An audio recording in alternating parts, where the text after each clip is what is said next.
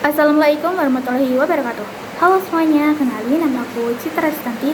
Jadi pada video kali ini saya akan menjelaskan tentang kerajaan kehidupan yang meliputi latar belakang, masa kejayaan, kemudian ada fase kemunduran, bukti peninggalan.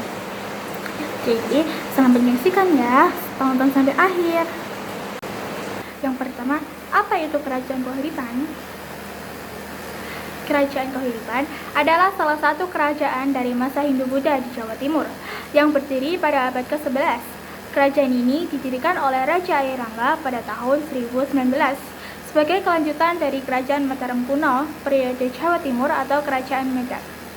Ibu kota kerajaannya terletak di Kahuripan, dekat lembah Gunung Penanggungan, sekitar Sidoarjo sekarang. Nah, kerajaan ini berumur sangat pendek, dan Raja Airlangga merupakan satu-satunya penguasa yang pernah memerintah. Yang selanjutnya asal-usul dan pendirian.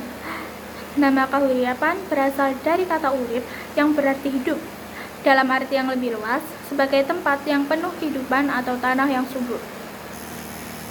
Kerajaan Kehidupan didirikan oleh Raja Sasangling yang merupakan bagian dari dinasti Mataram kuno. Dikenal sebagai kerajaan yang berkuasa di daerah selatan Jawa, Kahuripan menjadi pusat kekuatan pada antara abad ke-11 dan abad ke-12. Yang selanjutnya, lokasi dan wilayah kekuasaan. Kahuripan terletak di wilayah yang sekarang dikenal sebagai nama Jawa Timur, dengan pusat kekuasaan di sekitar Sungai Berantas. Wilayah ini mencakup daerah strategis yang mendukung perdagangan dan pertanian, menjadikannya pusat ekonomi penting pada masa itu. Kemudian kehidupan ekonomi. Perekonomian kerajaan Kahuripan. Yang pertama, poros perekonomian, yaitu perdagangan. Yang kedua, bandar dagang, Ujung Galuh atau Mojokerto dan Kambang Putih atau Tuban. Yang ketiga, rekonstruksi pelabuhan. Raja Airlangga merekonstruksi pelabuhan Ujung Galuh. Yang keempat, pengembangan infrastruktur. Pembangunan tanggul di Waringin Sabta untuk mencegah banjir. Yang kelima, komoditas barang, yaitu barang pecah belah seperti tembikar dan kain tenun. Kemudian produk pertanian seperti beras, kayu, dan daging. Kemudian kehidupan politik. Yang pertama, membangun struktur kerajaan. Raja Airlangga membangun struktur kerajaan yang kuat. Yang kedua, menunjuk abdi setia. Raja Airlangga menunjuk Narottama sebagai rakyat Kanuruhan dan Niti sebagai rakyat Kuningan. Yang ketiga, menggalang kekuatan.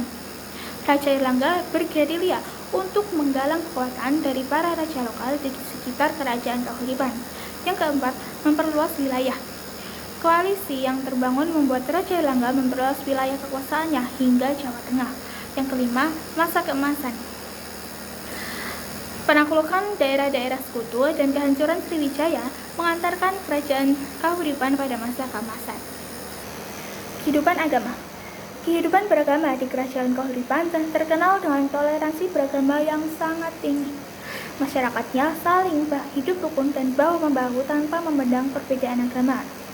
Agama yang berkembang di kerajaan Kahuripan antara lain Hindu Siwa, terlihat dari sebagian besar prasasti peninggalannya Buddha dan juga agama Resi Brahmana. Selanjutnya, kehidupan sosial dan budaya.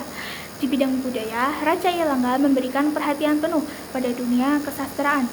Salah satu bentuk kecintaannya adalah perintah yang ia keluarkan pada tahun 1035 Masehi kepada Empu Kanwa untuk mengubah suatu kakawin yang diberi judul Arjuna Wiwaha. Kakawin Arjuna Wiwaha ditulis sebagai jaya sastra untuk menghidupkan kembali semangat perjuangan Raja Airlangga untuk memenangkan ekspansi wilayah.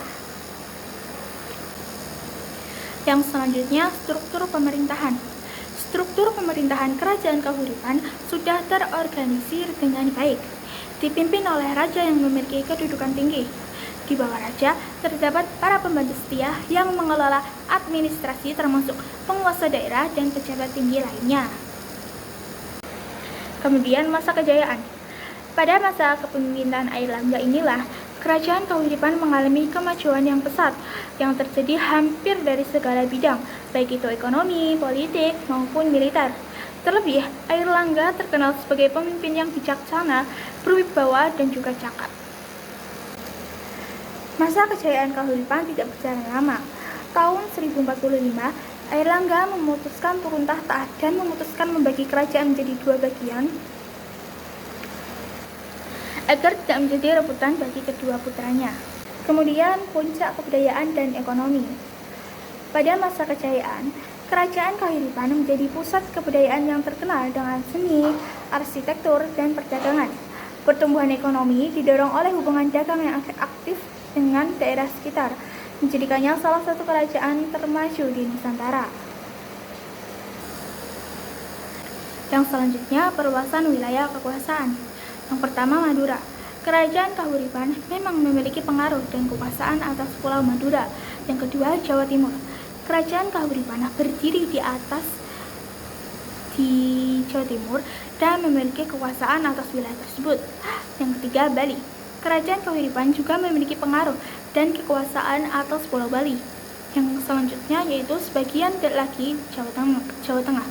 Kerajaan Kahuripan juga memiliki kekuasaan atas sebagian wilayah Jawa Tengah, terutama di daerah-daerah yang berbatasan dengan Jawa Timur. Fase kemunduran. Runtuhnya Kerajaan Kahuripan. Yang pertama, penolakan Putri Mahkota. Dyah Sanggramawijaya menolak menjadi raja karena ingin hidup sebagai pertapa. Kemudian yang kedua, pembagian kekuasaan. Raja Airlangga membagi kekuasaannya kepada dua putranya, yaitu Raden Jayangrana dan Raden Jayanagara. Kemudian yang ketiga, berdirinya kerajaan baru, yaitu Kerajaan Jenggala dan Kerajaan Panjalu, menandai akhirnya pemerintahan Kerajaan Kahuripan. Yang selanjutnya, faktor kemunduran, yaitu konflik internal, penjajahan, bencana alam, ketidakstabilan politik, dan lemahnya kekuasaan pusat. Yang selanjutnya yaitu bukti peninggalan. Ada Candi Belahan, Candi Semar, Gua Selomangling, Prasasti Kamakian, Prasasti Pucangan atau Prasasti Kalcota, Prasasti Cane, Prasasti Baru, Prasasti Darat, Petilasan di Sendang Gande. Nah, penjelasannya yaitu yang pertama, Candi Belahan. Candi Belahan juga dikenal dengan nama Petirtaan Sumber Tata. Situs peninggalan Kerajaan Kahuripan ini terletak di Desa Wonosono, Gempal, Pasuruan, Jawa Timur. Lokasinya berada di lereng Gunung Penanggungan sebelah timur. Candi Belahan merupakan area pemandian Kerajaan Kahuripan. Di area situs ada kolam berbentuk persegi panjang dengan sumber air berasal dari sungai yang tidak terlalu besar. Di dinding bagian barat yang mengelilingi kolam berdiri dua arca dengan posisi menghadap relung yang dulunya berisi arca Dewa Wisnu dengan pose menunggangi kendaraan Garuda. Dua arca lainnya adalah melambangkan permaisuri Raja Airlangga yang bernama Dewi Sri dan Dewi Laksmi. Kemudian dari tete atau penyusutan payudara dalam bahasa Jawa, kedua arca tersebut mengalir pancuran air. Hal ini membuat tempat ini juga terkenal sebagai sumber tete. Yang selanjutnya, Candi Semar. Candi Semar merupakan salah satu candi tertua yang ada di Jawa, yang diperkirakan pembangunannya berada pada abad ke-8 hingga awal abad ke-9. Dengan ukuran 7 x 3,5 meter, Candi Semar adalah candi Hindu dengan aliran Siwa dari kelima candi di sekitar kompleksnya, yaitu Candi Puntadewa, Candi Srikandi, Candi Sembadra, dan Candi Arjuna. Candi Semar sendiri adalah candi perwara atau candi pengiring yang fungsinya sebagai tempat menempatkan arca nandi, kendaraan Siwa. Selain itu, candi ini juga tempat keberadaan tokoh Punakawan yang seorang pemomong para satria Pandawa dalam cerita wayang Indonesia, yaitu Semar. Yang selanjutnya yaitu Goa Selomangling. Nama Selomangling sendiri diambil dari bahasa Jawa, yaitu kata selo yang berarti batu dan mangling berarti manglung atau miring. Nah, gua ini dibangun sekitar pada abad ke-11 yang dibuktikan dengan adanya aksara kuadrat di sebelah utara dinding di dalam gua.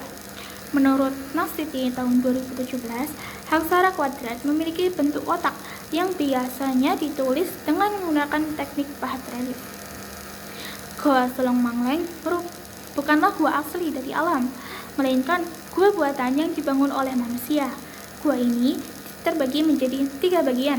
Di dalamnya terdapat relief-relief yang terukir di sekeliling dindingnya, sedangkan bagian luarnya terdapat arca-arca yang berhubungan dengan para dewa bagi agama Hindu dan Buddha. Selanjutnya, prasasti Kamargian. Prasasti ini adalah salah satu prasasti yang menjadi sumber sejarah dari Kerajaan Kahuripan. Prasasti ini berangkat tahun 959 Saka atau 1037 Masehi. Prasasti ini ditemukan di Klagen, Krian, Kabupaten Sidoarjo, Jawa Timur. Ukiran pada prasasti ini menggunakan huruf serta bahasa Jawa kuno. Berdasarkan hasil inskripsi, prasasti ini berisi tentang proses pembangunan bendungan di kawasan Wuringin Sabto berdasar perintah Raja Airlangga. Dijelaskan pula tujuan pembangunannya adalah untuk membendung luapan air sungai Brantas yang menyebabkan banjir di beberapa desa dan membuat area persawahan menjadi rusak. Desa Kamargian kemudian ditetapkan sebagai desa Sima untuk jasanya merawat operasional bendungan. Selanjutnya, Prasasti Pucungan. Prasasti Pucungan atau dikenal dengan nama lain yaitu Prasasti Kalceta adalah salah satu sumber sejarah Kerajaan Kahuripan yang ditulis pada 963 Saka atau tahun 1042 Masehi. Bahasa yang digunakan adalah Jawa kuno pada pahatan di bagian depan prasasti dan bahasa Sanskerta untuk ukiran di prasasti bagian belakang. Sedangkan huruf yang dipakai adalah huruf Kawi atau huruf Jawa kuno. Prasasti Pucungan berisi silsilah keluarga Raja Airlangga secara runtut. Selain itu, di dalam prasasti juga disebutkan perintah untuk membangun sebuah pertapaan di kawasan Pucungan di area Gunung Penanggungan. Selanjutnya, Prasasti Kan. Prasasti ini bertahun 943 Saka atau 1021 Masehi. Prasasti ini memiliki ukiran tinggi 144 cm dan ukiran tulisannya menggunakan aksara Jawa. Prasasti ini merupakan sebuah pemberian status sima dari Raja Airlangga untuk warga desa Cani yang telah berjuang untuk Kerajaan Kahuripan.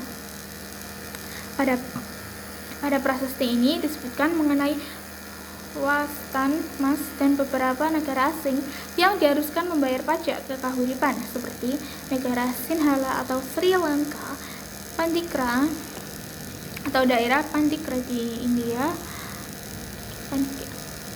Champa atau Vietnam, dan Yemen atau Burma. Yang selanjutnya, Prasasti Baru. Prasasti ini berangkat tahun 1030 Masehi. Prasasti ini dikeluarkan oleh Raja Airlangga untuk masyarakat desa baru berkat dukungannya untuk menumbangkan kekuasaan Raja Hashim dari daerah bagian selatan Wangkar. Penafsiran bahasa pada prasasti baru dilakukan oleh John Lawrence Brandes, seorang pionir penerjemah manuskrip naskah kuno termasuk prasasti. Yang selanjutnya yaitu Prasasti Tetep. Prasasti Tetep memiliki tahun pembuatan 1032 Masehi. Raja Airlangga membuat prasasti ini dengan tujuan untuk menuangkan kisah penyerahan Dyah Tulodhong terhadap istana kerajaan di Wastan Mas. Serangan ini meluluhlantahkan bangunan istana. Selanjutnya, Raja Airlangga pergi ke Pataka untuk melarikan diri. Setelah keadaan membaik, Raja Airlangga kemudian membangun pusat pemerintahan baru di daerah Kahuripan. Yang selanjutnya, petilasan di Sendang Made, Kudu. Petilasan Airlangga yang ditemukan di Sendang Made, daerah Kudu, Kabupaten Jombang, Jawa Timur adalah lokasi ketika Raja Airlangga melarikan diri di seusai pralaya Kerajaan Medang Kamengan. Di lokasi situs ini terdapat banyak kolam dengan fungsi masing-masing. Di antaranya adalah sendang payung untuk melakukan pertapaan. Kemudian sendang pegilon yang berfungsi untuk berkaca wajah sekaligus mengintai musuh yang mungkin ada. Ada pula sendang kamulian yang dipercaya memiliki khasiat untuk menyembuhkan luka. Lalu, tempat untuk mengambil air yang digunakan sebagai kebutuhan sehari-hari disebut sendang fountain. Sedangkan sendang yang diperuntukkan untuk digunakan halayak umum disebut dengan sendang gede. Dan masih banyak ada kolom lain yang berada di kompleks situs sendang gede.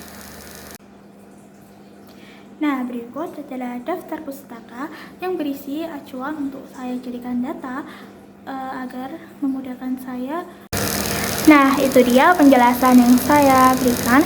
Semoga bermanfaat bagi kita semua dan jangan lupa like, comment, share, and subscribe. Terima kasih semuanya.